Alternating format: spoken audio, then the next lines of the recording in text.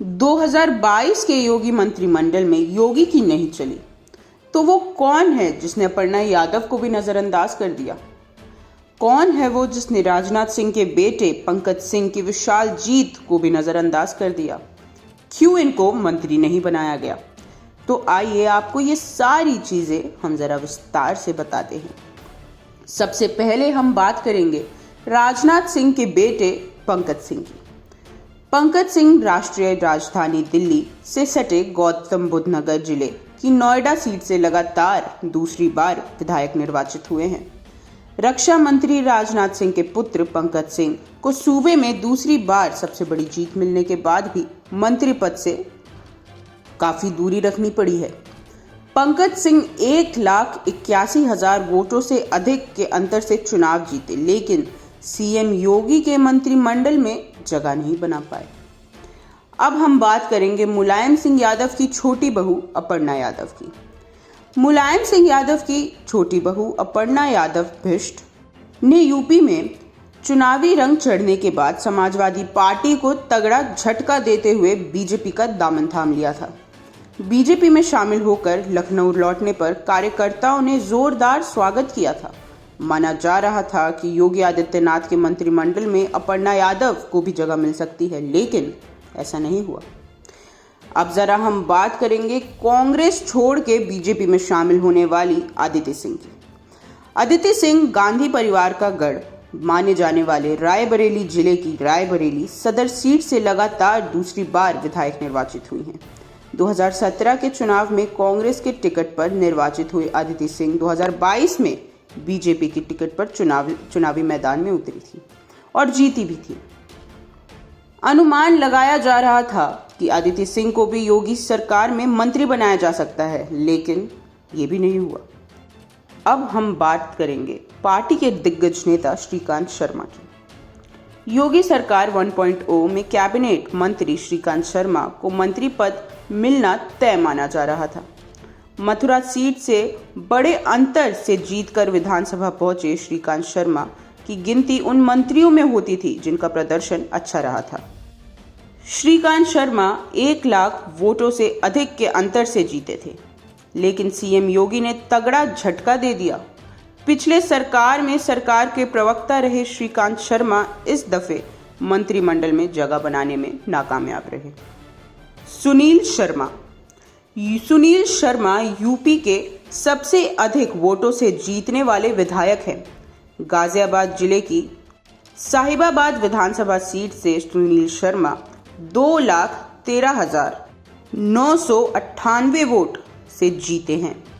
सुनील शर्मा 2017 विधानसभा चुनाव में भी प्रदेश के सबसे अधिक अंतर से जीतने वाले विधायक थे। ऐसे में सुनील शर्मा का योगी सरकार में मंत्री बनना तय माना जा रहा था, लेकिन ये भी नहीं हुआ।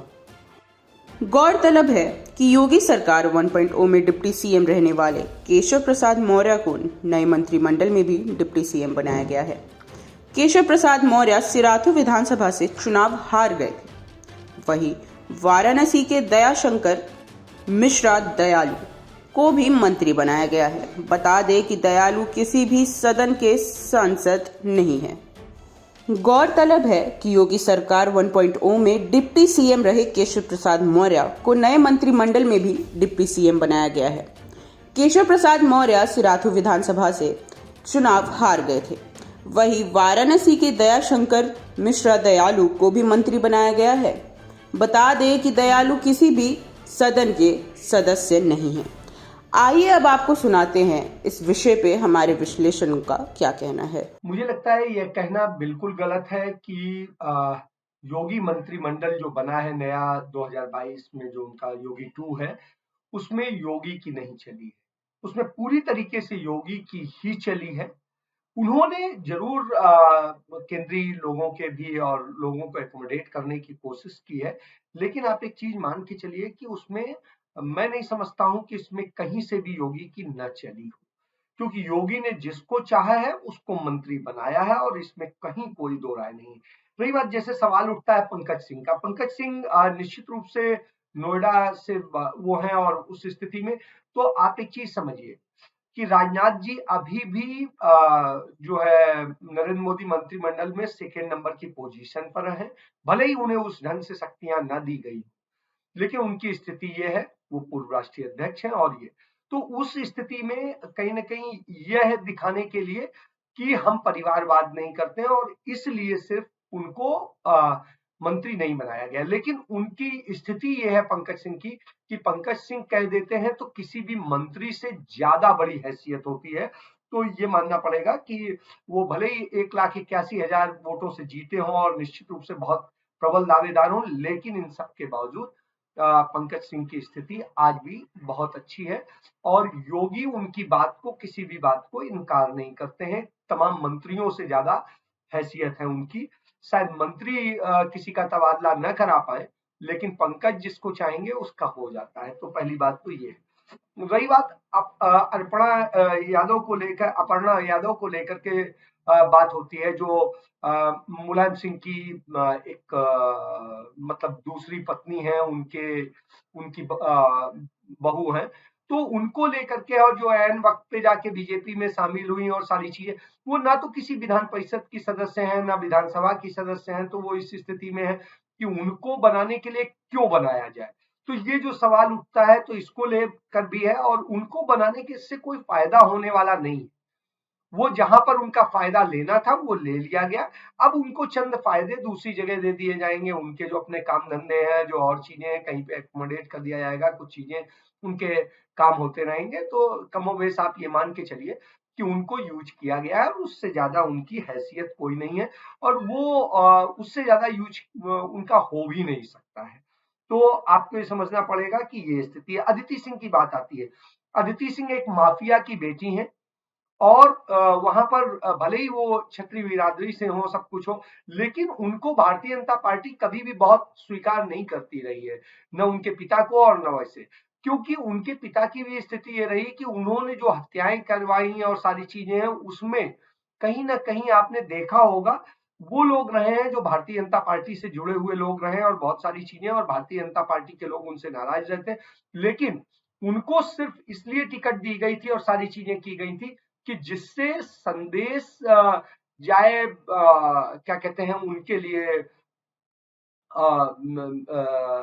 कि सोनिया गांधी को या गांधी परिवार को कि हम यहाँ पर आपके यहाँ सेंध लगा सकते हैं, हम जीत सकते हैं। तो ये सारी चीजें हैं। तो गांधी परिवार को नीचा दिखाने के लिए सिर्फ किया गया था, उनको कुछ दिया जाना इसकी जरूरत नहीं। और अदिति सिंह भी जानती है कि उन्हें सत्ता के पास रहना इसलिए जरूरी, क्योंकि उनके जो ठेके पट्टे और ट्रक और वो सबका जो धंधा है, वो वहां जो पीजीआई सोनिया गांधी ने बनवाया था और सब है, वहीं से चलता है। तो ऐसी स्थिति में आपको ये समझना पड़ेगा, उस सॉरी पीजीआई कह रहा हूं, एम्स। तो आप ये समझिए कि इन सारे पूरे धंधे पट्टे को चल रहा है, यही बहुत बड़ी चीज है और इसीलिए आप इस बात को मानिए। श्रीकांत शर्मा योगी की कैबिनेट 2 में मंत्री नहीं है। आपको जानना चाहिए कि योगी की पसंद श्रीकांत शर्मा कभी नहीं थी। श्रीकांत शर्मा अमित शाह की पसंद थे और उन्हें अरुण जेटली ने भेजा था। पहले वो अरुण जेटली के साथ होते थे, फिर अमित शाह के साथ होते थे। तो आप ये समझ सकते हैं कि उनकी स्थिति ये है कि वो भले ही किसी अंतर से जीते हों, लेकिन उनको लेकर के बहुत सवाल थे और जो घोटालों और दूसरे आरोप लगे थे वो श्रीकांत शर्मा पर ही लगे थे, उन्हीं के विभाग में लगे थे। तो वो सारी बातें जो है सामने, तो उन चीजों को समझा जा सकता है। रही बात, कई लोग सवाल उठाते हैं कि सुनील शर्मा जो है गाजियाबाद में साहिबाबाद से जीत करके आए हैं और उत्तर प्रदेश में सबसे ज्यादा मतों से जीते हैं, इसलिए उन्हें मंत्री बनना चाहिए। तो आप ये देखिए कि लोकसभा में आगरा से जो है फतेहपुर सीकरी से राजकुमार चाहर सबसे अधिक मतों से जीत करके आए थे, नरेंद्र मोदी से भी ज्यादा मतों से जीते थे। तो ऐसी स्थिति में उन्हें मंत्री बनना चाहिए? ऐसा नहीं होता है। ऐसी स्थिति में आप ये देखिए कि हाँ ठीक है, वो जीत के आए हैं और वो क्या क्या रिप्रेजेंट करते हैं, तो भाजपा को रिप्रेजेंट करते हैं, भाजपा की लहर के कारण जीते हैं और बहुत चीजें। सुनील शर्मा के कारण वो जीते हैं, ऐसी स्थिति नहीं है। तो इसलिए मान के चलिए कि उसका भी कोई इतना बड़ा इफेक्ट नहीं है कि ये मानिए कि, और योगी के लिए वो कोई उनके बड़े क्लोज नहीं थे या कोई और चीज थी। तो योगी उन्हीं को ही बना रहे हैं जिनको वो चाहते हैं। उन्होंने केशव मौर्य को, हालांकि अमित शाह भी चाहते थे केशव मौर्य बने, और केशव मौर्य को लेकर जो केशव मौर्य का रुख रहा, बाकी चीजें नहीं, उनसे शिकायतें हो सकती हैं, लेकिन एक चीज समझिए कि केशव मौर्य को जो है मंत्री बना करके उन्होंने उनको हैसियत में ला के रख दिया है कि आपकी हैसियत इससे ज्यादा नहीं है, हम आपको पे कृपा कर रहे हैं। तो आप समझिए एक तरह से उनको ला करके बिल्कुल खड़ा कर दिया है कि आप हमारी कृपा पर है। तो इस दृष्टिकोण से देखिएगा तो इस तरह भी योगी आदित्यनाथ ने पूरे मंत्रिमंडल की जो गणित तय की है उसमें इस ढंग से किया है कि सारी चीज उनके मुताबिक रहे, और यही एक सबसे बड़ा सत्य है। इस बात को समझना पड़ेगा और ये मानना पड़ेगा कि सब कुछ योगी के मुताबिक ही हुआ है, योगी से इतर कुछ नहीं हुआ है। योगी ने धीरे धीरे एक एक करके अपने हिसाब से पूरी गणित बिठाई है और पूरा जो शतरंज की बिसात है वो योगी की बिछाई हुई है, और उसमें कोई बहुत बड़ा हस्तक्षेप किसी का नहीं है, लेकिन सबको उन्होंने एकोमोडेट करने की धीरे धीरे कोशिश की है। इस बात को समझने की जरूरत है और यही सत्य है। और आप हमसे जुड़े रहने के लिए सब्सक्राइब करें YouTube पर, फॉलो करें ट्विटर पर और लाइक करें Facebook पर। और ज्यादा जानकारी के लिए आपको टाइप करना होगा सिर्फ न्यूज नशा।